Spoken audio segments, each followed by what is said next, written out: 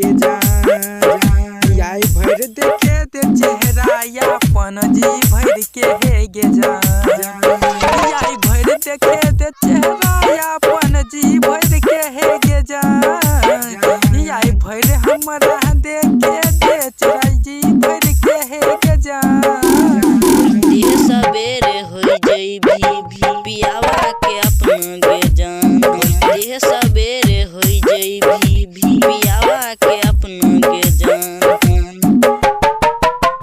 DJ Kundan Raj, DJ Kundan Raj, DJ Kundan Raj. दिह सबेरे हो जइबी पियावा के अपना जान। पियावा के अपना जान। ये तो बराती सुन अभी से फट छाती।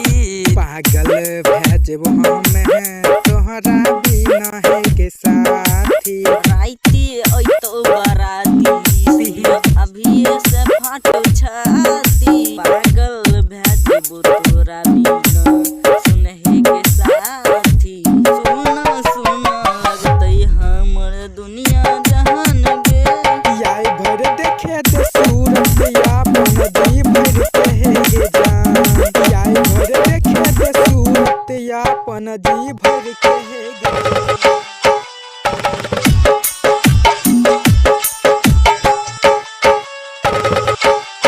आई भर देखे दे चेहरा अपन जी भर के हे गे जान। जी भर के हे गे जान। दिह सबेरे हो जइबी पियावा के अपना जान। पियावा के अपना जान।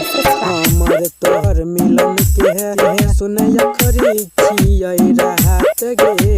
एकरा बारे न जानियै कहिया होतै मुलाकात गे। हमर तोहर मिलन के सुन आखरी छियै रात गे। एकरा बाधे न जानियै कहिया हेतै मुलाकात गे। बिट्टू संगम सुमितवा के मुफ्ते में जैते जान। आई भर देखे दे चेहरा अपन जी भर के हे गे जान।